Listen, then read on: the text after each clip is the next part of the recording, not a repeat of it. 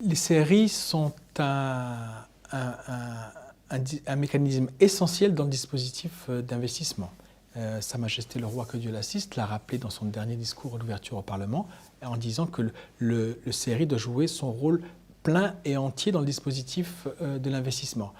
C'est tout naturellement que maintenant qu'il y a un département en charge de l'investissement, c'est tout naturellement qu'il y ait une cohérence avec l'AMDI, avec le ministère chargé de l'investissement, avec les CRI, autour de l'ensemble du dispositif d'investissement, avec notamment cette nouvelle charte. Alors effectivement, la gouvernance va évoluer pour passer d'une tutelle du ministère de l'Intérieur à une tutelle liée autour de l'investissement, à travers le chef du gouvernement bien entendu, puisque c'est un ministère délégué auprès du chef du gouvernement.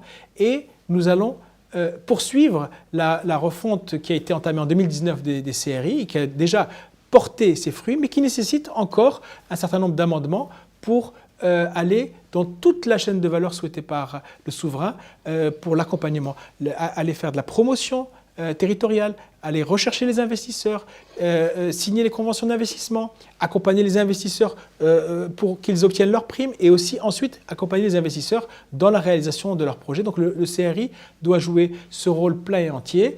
Également avec l'outil essentiel qui est la CRUI, la Commission régionale unifiée des investissements, et le tout bien sûr avec l'aide du ministère de l'Intérieur qui a un rôle essentiel. Et je salue tout le travail qui a été fait par le ministère de l'Intérieur durant ces dernières années et qui a permis de basculer cette ancienne version du CRI à la version 2019 et qui va nous aider aussi à la basculer à la version 2023, Inch'Allah. Est-ce que vous avez fixé des délais pour mener ce basculement des CRI vers votre tutelle? Alors, il faut attendre bien sûr que la charte de l'investissement soit promulguée, que les premiers décrets sortent, et ensuite on va travailler sur la loi 47-18 qui, elle, est la loi relative au CRI. Donc nous avons déjà commencé à travailler avec le ministère de l'Intérieur, avec le secrétariat général du gouvernement, et les différents départements concernés également, pour amender cette loi-là et la rendre effective le plus rapidement possible. Alors à côté des CRI qui changent de tutelle pour venir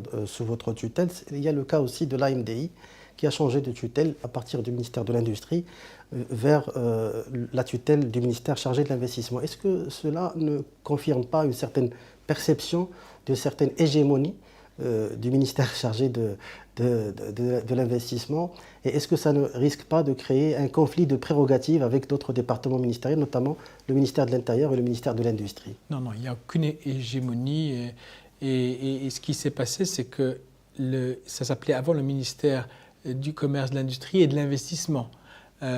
Et ensuite, on a créé un ministère de l'Investissement, donc c'est normal que l'AMDI, qui dépendait de l'investissement, continue à dépendre de l'investissement. L'Agence marocaine de développement des investissements. Tout ça se fait de manière très naturelle. Les CRI, c'est les centres régionaux d'investissement.